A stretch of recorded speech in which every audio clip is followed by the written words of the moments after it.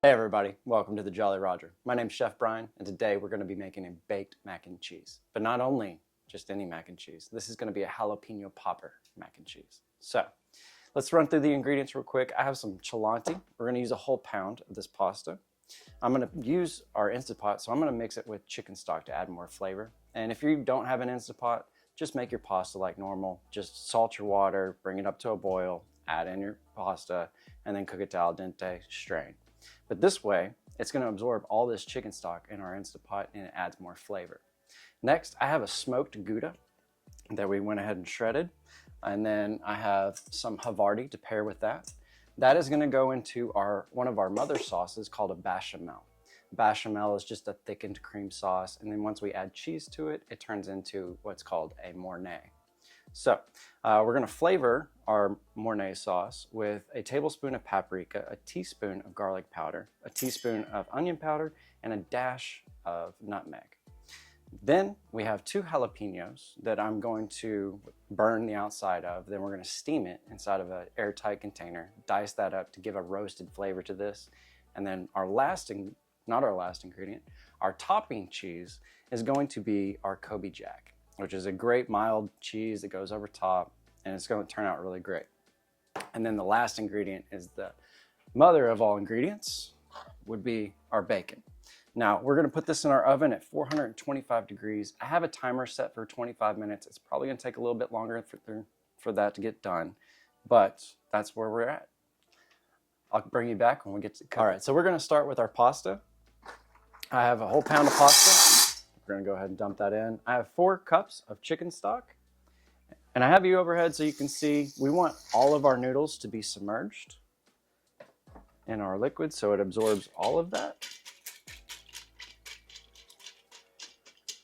And instead of putting salt in with our cooking pasta, we're going to add that to our Mornay.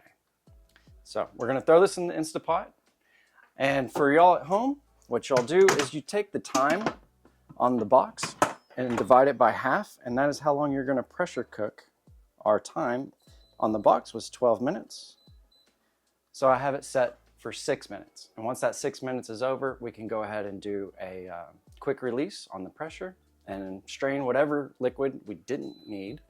And then that'll be ready for our pasta. So for our jalapeno peppers, what you do, if you have a gas stove, do this. You just turn your burner on, grab some tongs and start twirling it around your gas burner. It's going to do the same effect that I have a blowtorch is doing. And if you don't have a gas stove, what you can do is turn on your broiler in your oven and turn it every few minutes and get this nice and black.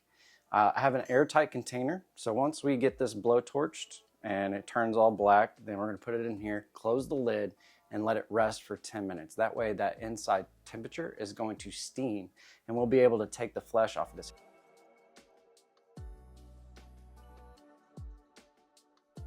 Okay, as you can see, where it's all black, that's exactly what we're looking for. Perfect. Close the lid. And once we close the lid, we're going to let that sit by itself for 10 minutes, and then we'll be able to take a paper towel and get that the skin off the outer layer. We're going to make our bechamel. And we're going to start off with 2 tablespoons of butter. We're going to get that melted. We're going to make what's a roux. This roux is going to be a blonde roux, so it's not going to have to go very long to do that. Once the butter melts, we're going to add in 2 tablespoons of flour. Usually when we do roux, we measure everything by weight. I kind of eyeball now, so if you're at home and you're trying to figure out how to do it, I'd eyeball and do 2 tablespoons of flour, 2 tablespoons of butter, and that usually works out pretty well for me. So that's okay to do as well. My heat, I have it at about a medium right now.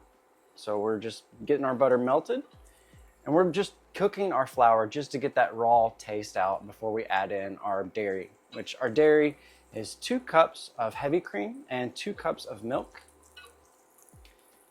And once we get there, go ahead and add in our flour. And this should form similar to a paste. And it's important when you add in your liquid, do it slowly. That way we're not going to have clumps of flour in our sauce. We're just gonna go for about another 45 seconds.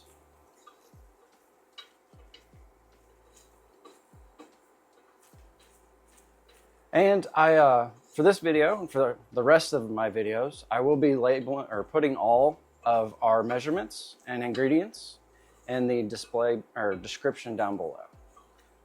All right, we are there.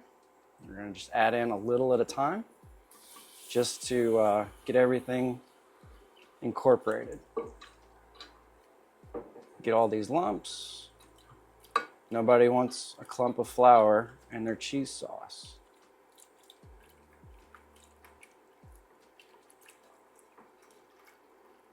And we have our 3 cheeses. The Colby is going to go on top of our macaroni for baking. So this sauce is going to be our Havarti and our smoked Gouda. And we can add the rest in now. And we're going to bring this up to a simmer and let it thicken naturally. All right, my timer just went off on the Instant Pot. We're going to go ahead and do a quick release. So we're just going to do that. That's going to take a couple of minutes, and then we'll strain any excess stock that's in there, and then we'll put it in our baking dish. Okay, I got my pasta. It's in the baking dish behind me. We're going to start adding our cheese in. We're going to do a handful at a time. I'm going to start with a mixture of both.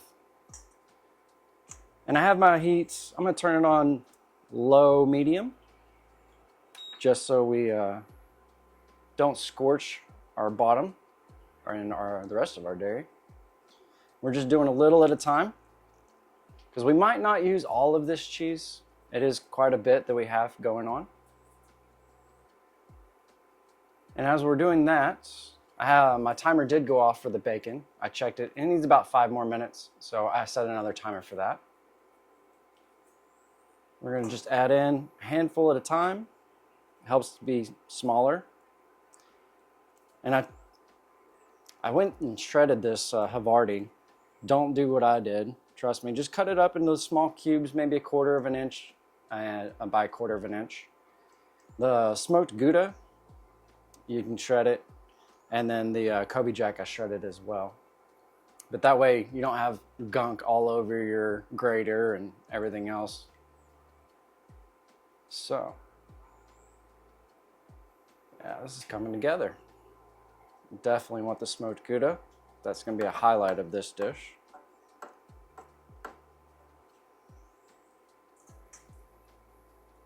As you can see, it's already thickening up really well. If I move my hand out of the camera, you can probably see it even better.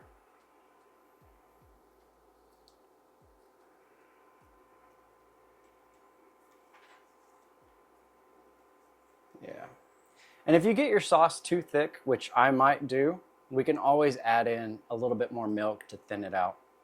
So that's always a possibility. So don't worry if you get your sauce too thick. You can always fix it. That's why I like cooking versus baking. Baking, you do not have those privileges. In cooking, you just make what you want.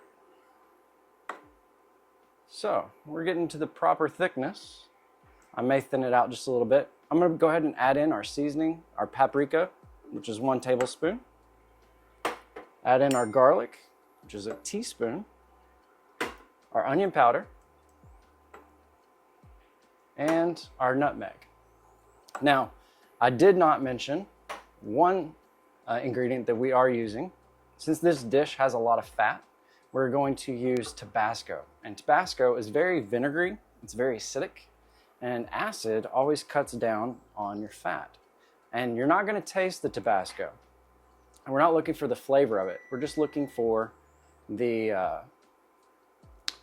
just the balance of flavors is what we're looking for. My timer just went off for the bacon. Before I was rudely interrupted by the bacon. When we were about to add our Tabasco sauce to our Mornay sauce and add salt. We don't want to salt too much on this sauce because we're adding bacon to it, and bacon is naturally salty. So we're just adding a couple of dashes here just to give it some sort of balance to all the fat and cheese. You don't need a whole lot. I think there was maybe 12 dashes there, and that's just to cut down on that. I have my salt here. We're just gonna take it, about a tablespoon, and then that's good right there. Because we have a whole pound of pasta as well you have to think about. So that was about a tablespoon and a half. I have a spoon, we're gonna taste. And then we can add in our bacon, and then I'm gonna show you what to do with these jalapeños because those are done and they're ready to go. Oh, that's good. Oh, I'm so excited about this mac and cheese. So, what you take your paper towel, and we're just going to rub, and this skin just wipes away. And I have a discard bowl, and if you can see overhead, I'll move it over slightly. It just pulls right off. And the part that didn't get burnt, we're just gonna cut that off. It was just the ends. And we wanna make sure we get all the black part off because it's gonna be burnt. And nobody wants burnt things. And that's how that works. And then we're gonna de-seed it. And then we're gonna cut it into really small bite size, like not even bite size, like real small. Like an eighth by an eighth. All right, we got everything cut up. And then, as you can see, these are really, really tiny. We're just gonna go ahead and add that to our sauce. Get all of this jalapeños in. And then I used 6 strips of bacon for this. Is there an echo? Maybe not.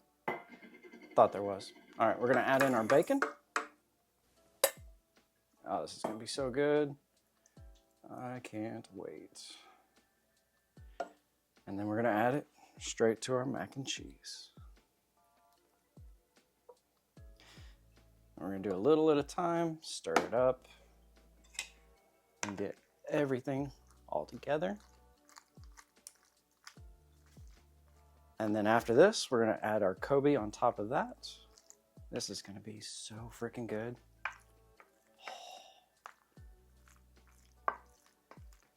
As you can see, I've never made this before. So, and thank you for the request. This is going to pair very well with what we're cooking later on today. Pairing this with fried chicken. So come back and see how we do our fried chicken. We'd love for that to happen. We got the sauce all mixed in. It was a perfect amount of sauce. I was worried about it for a minute.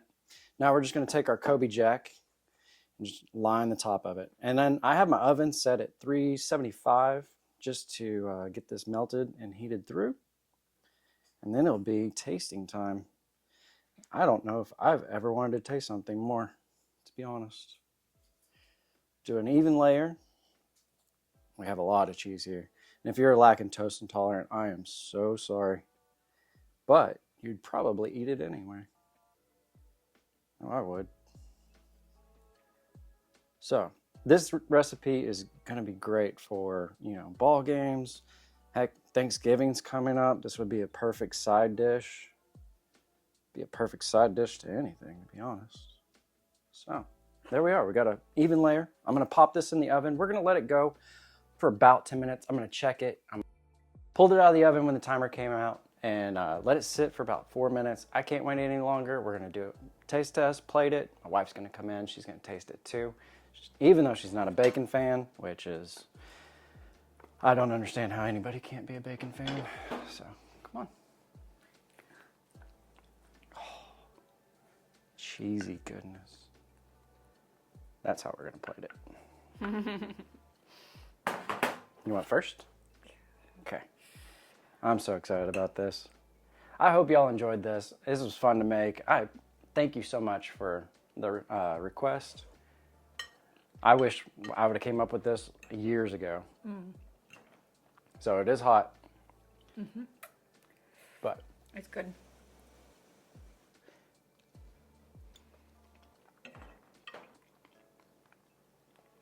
It's better than good. If you bring this to any family function, they'll never ask you to do anything else again. You just keep doing this. But hope you like it. Like, share, subscribe. Please comment below. Let me know what you think. Give it a try. If you have questions, I'd be happy to answer. But anyway, I'll see you next time.